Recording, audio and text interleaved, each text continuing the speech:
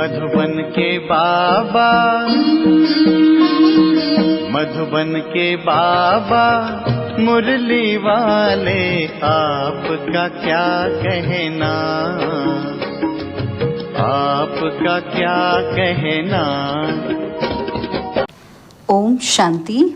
आज 26 जून 2026 के साकार मधुर महावाक्य हैं। आज मीठे मीठे बाप दादा बोले, मीठे बच्चे, इस दुनिया में निष्काम सेवा केवल एक बाप ही करता है। बाकी तुम जो भी कर्म करते हो उसका फल अवश्य मिलता है। बाबा ने कहा, मीठे बच्चे, इस दुनिया में निष्काम सेवा केवल एक बाप ही करता है। बाकी तुम जो भी कर्म करते हो उसका फल अवश्य मिलता है। बाबा ने आज प्रश्न पूछा कि ड्रामा अनुसार कौन सी बात 100% सर्टेन है, माना पक्की है, जिसकी तुम बच्चों को खुशी है। तो उत्तर में बाबा कहते, ड्रामा अनुसार सर्टेन है कि नई राजधानी स्थापन होनी ही है। तुम बच्चों को खुशी है, क्या खुशी है कि श्रीमत पर हम अपने लिए राजधानी स्थापन कर रहे हैं। इस पुरानी दुनिया का विनाश तो होना ही है। तुम बच्चे जितना पुरुषार्थ करेंगे उतना ऊंच पद प्राप्त होगा। मुरली का गीत है, तुम्हें पाके हमने जहां पा लिया है, जमी तो जमी आसमां पा लिया है। ओम शांति। जो बच्चे कहते हैं बाबा भी वही कहते हैं। बच्चे कहते हैं, बाबा तुम्हें पाके हम स्वर्ग के मालिक बनते हैं। बाप भी कहते हैं, बच्चे मन मना भव। बात एक ही हो गई। मनुष्य सब पूछेंगे कि ब्रह्मा कुमार कुमारियों को इस सत्संग में जाकर क्या मिलता है। तो ब्रह्मा कुमार कुमारियां कहते हैं, हम बाप दादा से विश्व के मालिक बनते हैं। विश्व का मालिक और कोई बन न सके। विश्व के मालिक यह लक्ष्मी नारायण ही हैं। शिव बाबा तो विश्व का मालिक हो नहीं सकता। तुम बच्चे विश्व के मालिक बनते हो, तुम्हारा बाप विश्व का मालिक नहीं बनता। ऐसी निष्काम सेवा करने वाला और कोई होता नहीं। हर एक को अपनी सेवा का फल जरूर मिलता है। भक्ति मार्ग में व किसी भी प्रकार से जो कोई कुछ भी करते हैं, सोशल वर्कर को भी सेवा का फल जरूर मिलता है। गवर्नमेंट से पगार मिलता है। बाप कहते हैं, मैं ही एक निष्काम सेवा करता हूँ, जो बच्चों को विश्व का मालिक बनाता हूँ और मैं नहीं बनता हूँ।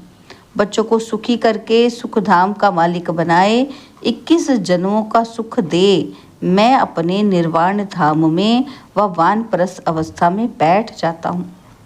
वानप्रस्थ तो मूल वतन को ही कहेंगे। मनुष्य वानप्रस्थ लेते हैं क्योंकि बच्चों को सब कुछ दे जाए, सत्संग आदि करते हैं। गुरु करते हैं कि ये मुक्ति का रास्ता बताए।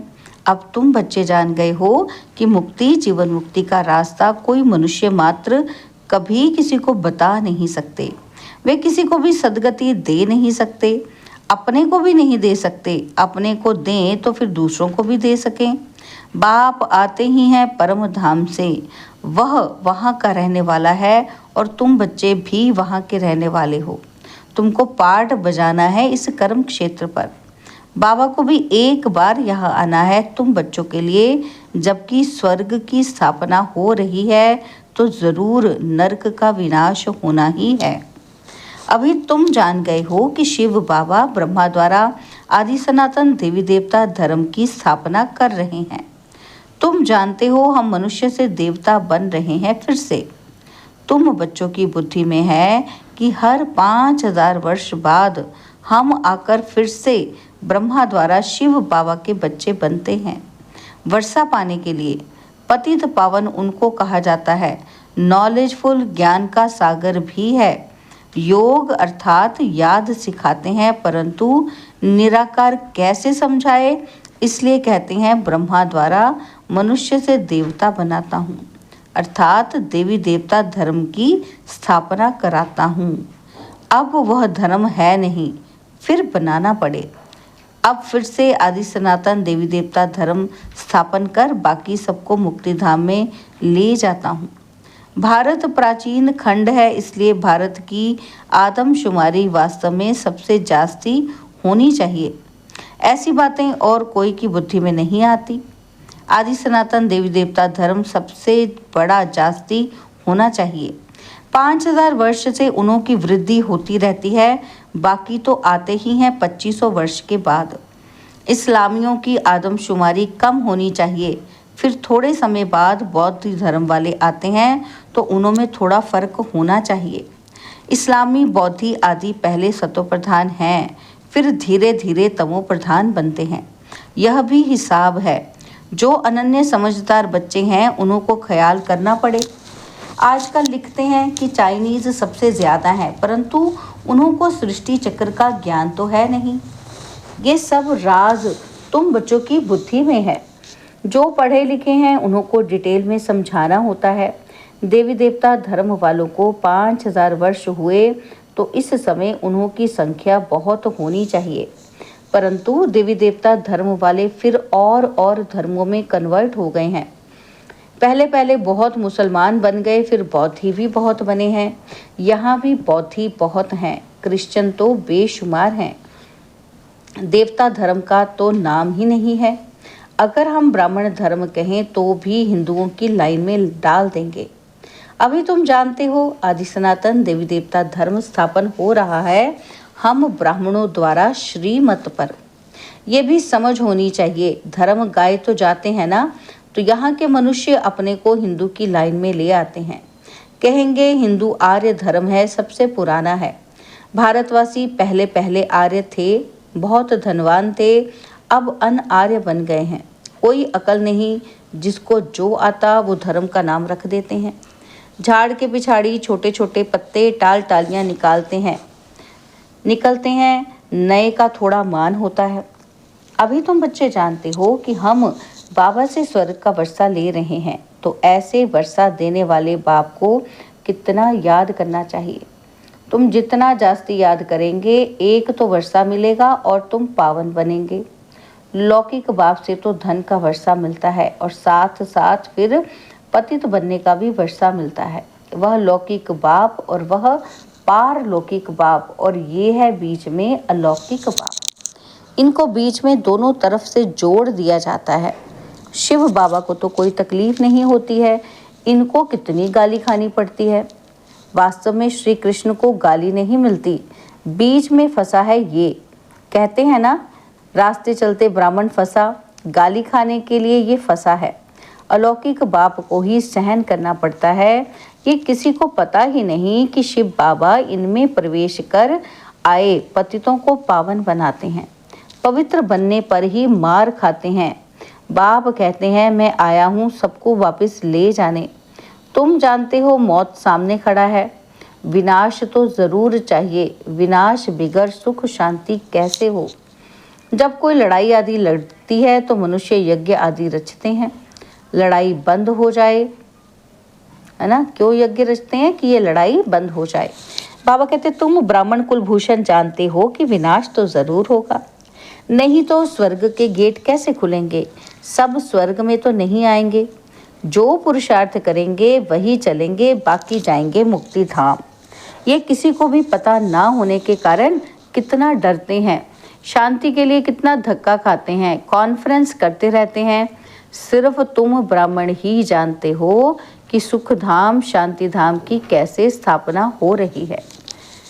विनाश के सिवाय स्थापना हो न सके। तुम अभी त्रिकालदर्शी बने हो, तीसरा नेत्र ज्ञान का मिला है। वह तो कहते रहते हैं पीस कैसे हो, अर्थात कोई भी लड़े ही नहीं। सभी कहते हैं वननेस हो, एक ही बाप की मत ले। हम सब एक बाप के बच्चे, भाई भाई हैं, तो वननेस हो जाएगी। एक बाप के बच्चे हैं तो आपस में लड़ना नहीं चाहिए। यह भी तो सतयुग में ही था, वहाँ कोई भी आपस में लड़ते नहीं। वह तो सतयुग की बात हो गई। यहाँ तो है कलयुग। बरोबर सतयुग में देवता थे, बाकी सब आत्माएं कहाँ थी पता नहीं पड़ता। तुम अब समझते हो कि एक राज्य सिर्फ सतयुग में ही था, वहाँ सुख शांति सब था। ये सब बातें तुम्हारी बुद्धि में है, नंबरवार पुरुषार्थ अनुसार। समझते हैं बरोबर हम सतयुग में राज्य करते थे, बहुत सुख था, अद्वैत धर्म था। यह ज्ञान किसी को है नहीं। इस समय तुम नॉलेजफुल बनते हो, बाप तुमको आप समान बनाते हैं। जो बाप की महिमा वही तुमको बनना है। सिर्फ दिव्य दृष्टि की चाबी बाप के पास रहती है। बाप ने बताया है कि भक्ति मार्ग में मुझे काम करना पड़ता है। जो जिसकी पूजा करते हैं मैं उनकी मनोकामना पूरी करता हूँ। यहाँ भी दिव्य दृष्टि का पाठ चलता है। कहते हैं ना कि अर्जुन ने विनाश का साक्षात्कार किया। विनाश भी जरूर होना है, विष्णुपुरी भी जरूर स्थापन होनी है। बाप ने जैसे कल्प पहले समझाया था वैसे ही बैठ समझाते हैं। बाबा हमको मनुष्य से देवता बनाते हैं। जब देवता बनते हैं तो आसुरी सृष्टि का विनाश जरूर होगा। चारों तरफ हाहाकार मचना है। बुद्धि समझ सकती है नेचुरल कैलेमिटीज आनी है, मूसलधार बरसात भी होनी है। इन सब का विनाश हो जाए तब सतयुग की स्थापना हो। 5 तत्वों की खाद भी मिल जाएगी। इस धरती को खाद देखो कितनी मिलती है। बाप कहते हैं इस रुद्र ज्ञान यज्ञ में ये सब स्वाहा हो जाएगा। भक्ति मार्ग में देखो रुद्र यज्ञ कैसे रचते हैं। शिव बाबा का लिंग और छोटे छोटे शालिग्राम बहुत बनाकर पूजा करके फिर मिटा देते हैं, फिर रोज बनाते हैं, पूजा करके फिर तोड़ देते हैं। शिव बाबा के साथ जिन्होंने भी सर्विस की उन्हों को भी ये हाल करते हैं। रावण की देखो, हर वर्ष एफिजी बनाए उनको जलाते हैं। दुश्मन की तो 1-2 बार एफिजी बनाए जलाते हैं। ऐसे नहीं कि वर्ष वर्ष जलाने का नियम रखते हैं। एक ही बार गुस्सा निकाल देंगे। रावण को तो हर वर्ष जलाते हैं। इनका अर्थ भी कोई समझते थोड़ी हैं। फिर कहते हैं रावण ने सीता को चुराया। कुछ अर्थ नहीं समझते। फॉरेनर्स क्या समझेंगे, कुछ भी नहीं। दिन प्रतिदिन रावण को बड़ा बनाते जाते हैं क्योंकि रावण बहुत दुख देने वाला है। अभी तुम इस पर जीत पाते हो, सत्युग में होगा ही नहीं। यह जो कर्म की भोगना बीमारी आदि होती है ये है रावण के कारण। रावण की प्रवेशता होने के कारण मनुष्य जो भी कर्म करते हैं वह विकर्म हो जाते हैं। सुख दुख का खेल बना हुआ है। इस हिस्ट्री ज्योग्राफी का किसी को भी पता नहीं है।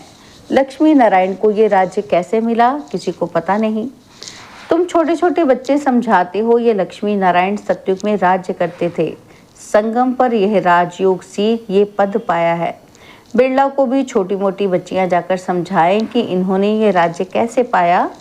अभी तो है कलयुग, इनको सतयुग नहीं कहा जाता। राजाई तो अभी है नहीं। राजाओं का ताज ही उड़ा दिया है। धर्म शास्त्र सिर्फ 4 हैं। गीता धर्म शास्त्र है जिससे 3 धर्म अभी स्थापन होते हैं, ना कि सतयुग में। ऐसे नहीं कि लक्ष्मी नारायण ने व राम ने कोई धर्म स्थापन किया। यह धर्म अभी स्थापन कर रहे हैं। फिर इस्लामी, बौद्धि और क्रिश्चियन का एक ही धर्म शास्त्र है, बाइबल। बस फिर पीछे वृद्धि होती जाती है। आदि सनातन है ही देवी देवता धर्म। अब फिर से देवी देवता धर्म की स्थापना करते हैं। तुम ड्रामा के राज को अच्छी तरह समझ गए हो। खुशी भी रहती है जबकि तुम बच्चों को 100% सर्टेन है कि हम फिर से अपना राज्य भाग्य स्थापन कर रहे हैं। इसमें लड़ाई आदि की कोई बात ही नहीं। राजधानी स्थापन हो रही है, ये सर्टेन है, एज सर्टेन एज डेथ। तुम जानते हो कि हम फिर से राज्य भाग्य लेते हैं। कल्प कल्प बाप से वर्षा लेते हैं। जितना पुरुषार्थ करेंगे उतना ऊंच पद पाएंगे। अच्छा, मीठे मीठे सिकिलदे बच्चों प्रति माता पिता बाप दादा का याद, प्यार और गुड मॉर्निंग। रूहानी बाप की रूहानी बच्चों को नमस्ते। हम रूहानी बच्चों की रूहानी बाप दादाजी को दिलवा जान सिकवा प्रेम से नमस्ते। ओम शांति। प्यारे बाबा, मीठे बाबा, मेरे बाबा, शुक्रिया बाबा, शुक्रिया बाबा, शुक्रिया। धारणा के लिए मुख्य सार है। पहला पॉइंट है, जो बाप की महिमा है उस महिमा को स्वयं में लाना है। बाप समान महिमा योग्य बनना है। पारलौकिक बाप से पवित्रता का वर्षा लेना है। पवित्र बनने से ही स्वर्ग का वर्षा मिलेगा। और सेकंड पॉइंट है, श्रीमत पर अपने ही तन मन धन से एक आदि सनातन देवी देवता धर्म की स्थापना करनी है। बाबा ने आज हमें वरदान दिया, पुराने संस्कार रूपी अस्थियों को संपूर्ण स्थिति के सागर में समाने वाले समान और संपूर्ण भव। पुराने संस्कार रूपी अस्थियों को संपूर्ण स्थिति के सागर में समाने वाले समान और संपूर्ण भव। बाप समान व संपूर्ण बनने के लिए सृष्टि की कयामत के पहले अपनी कमजोरियों और कमियों की कयामत करो। कोई भी उलझन का नाम निशान ना रहे, ऐसा अपने को उज्जवल बनाओ।